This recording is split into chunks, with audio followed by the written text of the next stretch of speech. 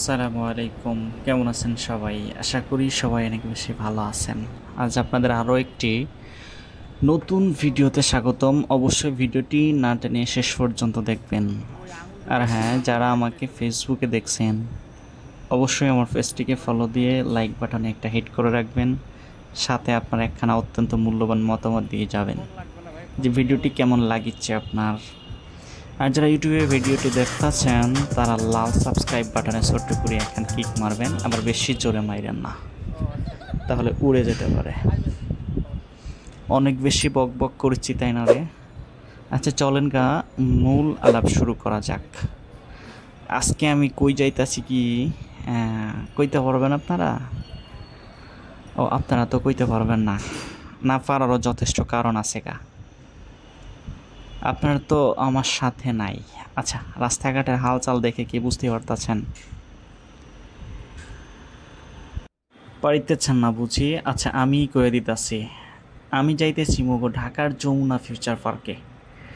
সাথে আছে আমার একখান বউ। আর যদিও যমুনা ফিউচার পার্ক এই জায়গাটিকে পার্ক নামে ডাকা হয়, কিন্তু কেন ডাকা হয় তার কোনো হাঁচা উত্তর আমার জানা নাই।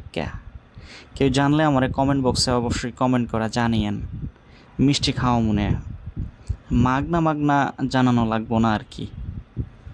কেন বললাম, যারা যমুনাতে গেছেন তারাই জানেন।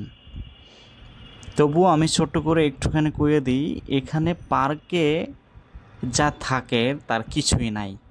না আছে কোনো জীবজন্তু, না আছে কোনো সচল বেবি কিডস।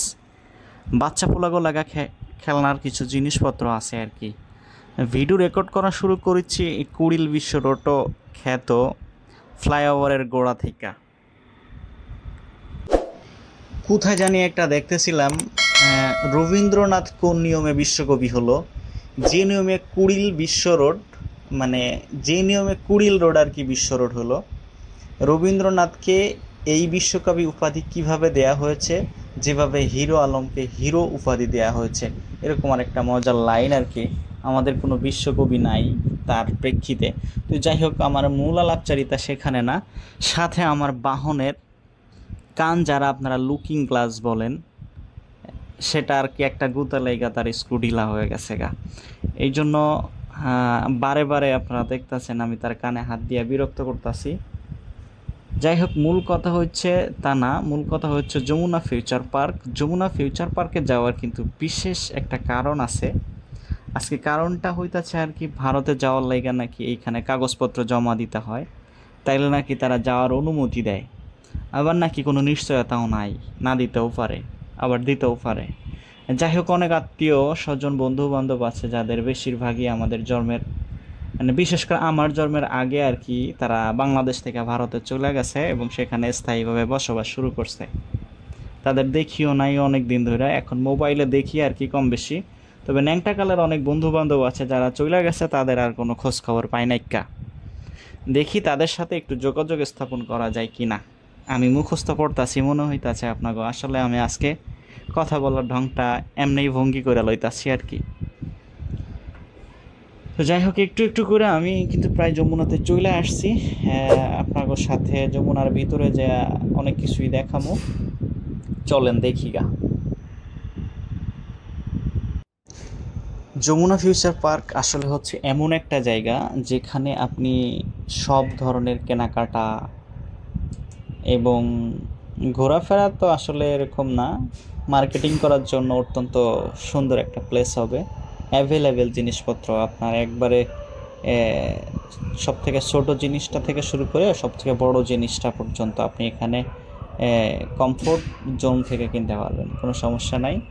অত্যন্ত একটা মনোরম পরিবেশ এবং সব ধরনের একটা রুচিসম্মত জিনিস আপনি এখানে পাবেন, যেটা ফুটপাতে পাওয়া যায় তার ডিমান্ডেবল একটা প্রাইস বা সুন্দর একটা অবস্থানের মাধ্যমে আপনি এখান থেকে যে কোনো জিনিস কিনতে পারবেন, সেটা শাড়ি হোক, গহনা হোক, মোবাইল অ্যাক্সেসরিজ হোক, মোবাইল হোক, যে কোনো জিনিস আপনি এখান থেকে কিনতে পারবেন। এবং অস্থির একটা পরিবেশ, অস্থির একটা পরিবেশ আসলে। এই যে আমি সাইটটা দেখাচ্ছি, এখানে অনেক পাঞ্জাবির কালেকশন ছিল এবং হচ্ছে মেয়েদের অনেক কালেকশন ছিল। সব মিলায়ে পরিবেশটা আমার কাছে অত্যন্ত সুন্দর লাগছে। আমি কয়েকবার যমুনাতে গেছি এবং তারপরেও এভাবে আর কি দেখানো হয় নাই। তো আমি ক্যামেরাটা নিয়ে গেছিলাম যে আসলে কোনো একটা ভিডিও টিডিও করার মতো আর কি করতে পারি কিনা। তো যাই হোক, যেটুকু আপনাকে দেখাইতে পারলাম, অনেক সুন্দর একটা পরিবেশ এবং চাকচিক্যময় একটা পরিবেশ। ঢাকার ভিতরে যারা আর কি একটু মিডিয়াম রেঞ্জের ভিতরে বা হাই রেঞ্জের ভিতরে যে যাইতে চায়, এই জায়গাটা থেকে বিভিন্ন ফেস্টিভ্যাল অরই যদি মার্কেট করতে চায় অথবা যে কোনোভাবে মার্কেট করতে চায়, এখান থেকে করতে পারে। যদিও একটু কস্টিংটা বেশি হবে, কিন্তু অত্যন্ত মানে কি একটা জিনিস কিনে যে একটা হচ্ছে প্রাউড ফিল করা বা মাইন্ডলি একটা ভালো স্যাটিসফ্যাকশন ফিল করা, এটা অবশ্যই সে এখান থেকে পাবে একটা জিনিস কেনার পরে। যদিও টাকা একটু যদি বেশি লাগতে পারে, যেটা সে বাইরের থেকে নিলে হয়তো একটু কম প্রাইজের ভিতরে পাবে, কিন্তু এখান থেকে জিনিস নিলে অ্যাকুরেট একটা জিনিস পাবে আশা করি আর কি। তো একটা সুন্দর জায়গাও ঘোরা হইলো, আপনার হচ্ছে মার্কেট করাও হলো, এবং একটা আপনি ভালো প্রোডাক্ট পাইলেন। সব থেকে বড় জিনিস হচ্ছে যখন আপনি একটা সুন্দর প্রোডাক্ট কিনতে পারবেন, বাইরে থেকে কিনলেও আপনার কিনতে হচ্ছে টাকা দিয়ে, ভিতর থেকে কিনলেও আপনাকে কিনতে হচ্ছে।